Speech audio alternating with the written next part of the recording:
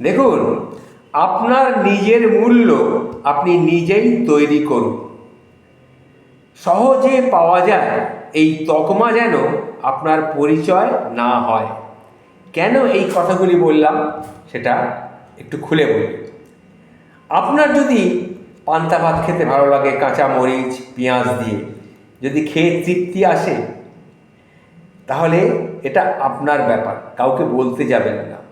কারণ জীবনের এই কথা কারোর সামনে যদি আপনি বলেন, তাহলে মানুষ আপনাকে অত্যন্ত সহজ ভাববে। কারণ অনেকেরই বিরিয়ানি খেতে ভালো লাগে, মোগলাই কাবাব ভালো লাগে। এবার আপনি যদি জানিয়ে যান যে আপনি অতি সহজেই খুশি, তাহলে আপনাকে মানুষ সহজেই মাপার সাহসটা পেয়ে যাবে। এই সমাজে সহজ চাহিদার মানুষকে কেউ কদর করে না, বরং ভাবা হয় এ তো সামান্যই খুশি হয়ে যায়, এতেই এর দিন চলে যায়। এইরকম একটা ভাব তার মধ্যে আসে। সে কি আর তাকে পাবে, সেকে কি আর দেবে, তাকে তো কিছু দিতেই হবে না খুব বেশি। এইরকম ধারণা অনেকের মধ্যে চলে আসবে। আর একদিন যদি আপনি মুখ ফুটে বলেন আমার ভালো লাগে পান্তা ভাত, কিন্তু অনেক দিন হলো সেটা পেলাম না, তখন মানুষ কি বলবে? তখন মানুষ বলবে আবার একটা অভিযোগ কেন? আপনার প্রতি সব ধরনের সম্মান যেন এই মুহূর্তেই বিলীন হয়ে যাবে।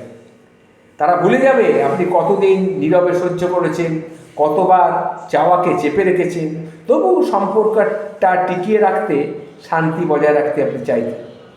যত বেশি আপনি লো মেনটেনেন্স ভাব ধরবেন, ততই মানুষ ধরে নেবে যে আপনাকে নিয়ে ভাবার আর কিছুই নেই।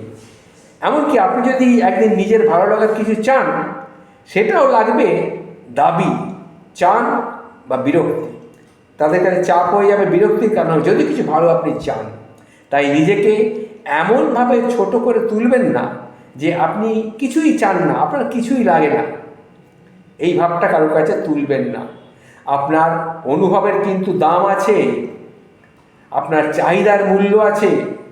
আর যিনি সত্যিই আপনাকে ভালোবাসেন, তিনি আপনাকে পান্তা ভাতেই খুশি দেখলেও আপনার জন্য কিন্তু বিরিয়ানি আনতে দ্বিধা করবেন না।